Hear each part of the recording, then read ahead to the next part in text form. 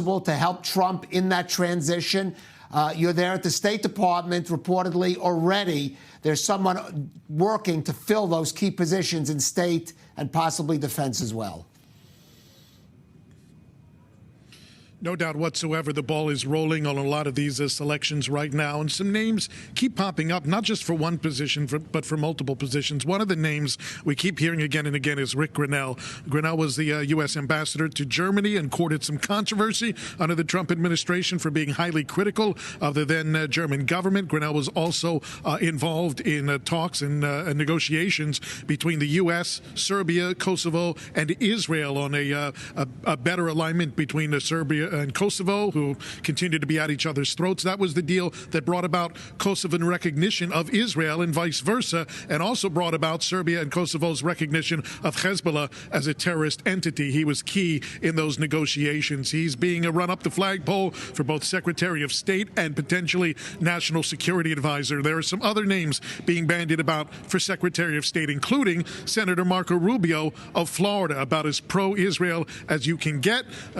Certainly in Trump's good graces at this point in time, although they had a rivalry 8 years ago when Trump ran. But Rubio has stayed on Trump's good side, which is 90% of the battle when you're dealing with Trump, and his name being floated out there as a potential candidate for Secretary of State. Also being mentioned right now, Robert O'Brien. He was Trump's final national security advisor among many.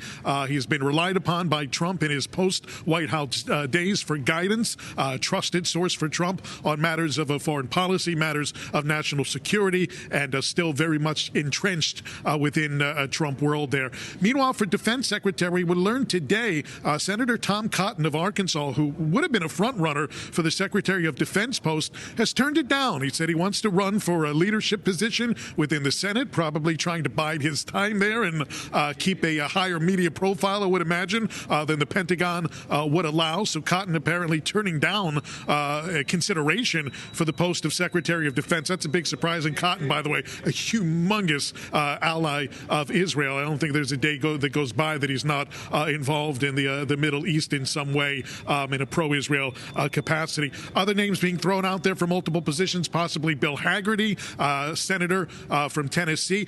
He's only in his first term. However, he's kind of jumped up in the ranks pretty quickly in terms of his foreign policy bona fides. He was on the Foreign Affairs Committee in the Senate right from the get-go, which is rare for a rookie senator to be able to have that kind of clout. Has stayed enmeshed in foreign policy and is being considered as well for Secretary of State. Somebody, by the way, both looking at as a potential Secretary of State or Defense Secretary, Mike Waltz, congressman from Florida. He's joined us on a number of occasions. Waltz is that rarity that's on the big three committees within the House: Foreign Affairs, Intelligence, and Armed Services. He's a former Green Beret, looked upon very favorably within the House, looked upon very favorably within the Republican caucus, in Trump's good graces as well. And Waltz could be a serious candidate for both of those positions, depending on who the competition is right now. A few other names out there right now: Mike Pompeo for a possible return to a cabinet position. Probably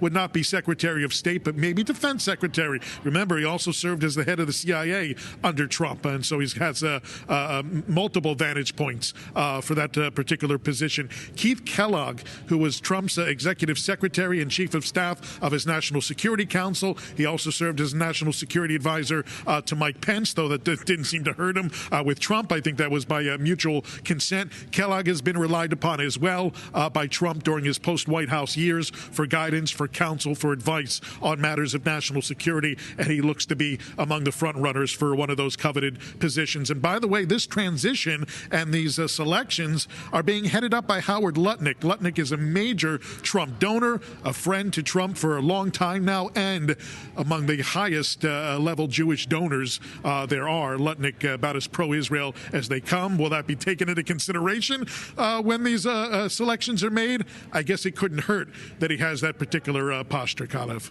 Right. And Mike, I think these are all figures that certainly the Israeli government or the current Israeli government would be comfortable with. We don't have any Rex Tillersons there that are less known figures. But is there any way to read about how we're also hearing For example, as one spokeswoman, Elizabeth Pipko, for the Republicans, saying Donald Trump wants to see these wars wrapped up. We keep hearing that.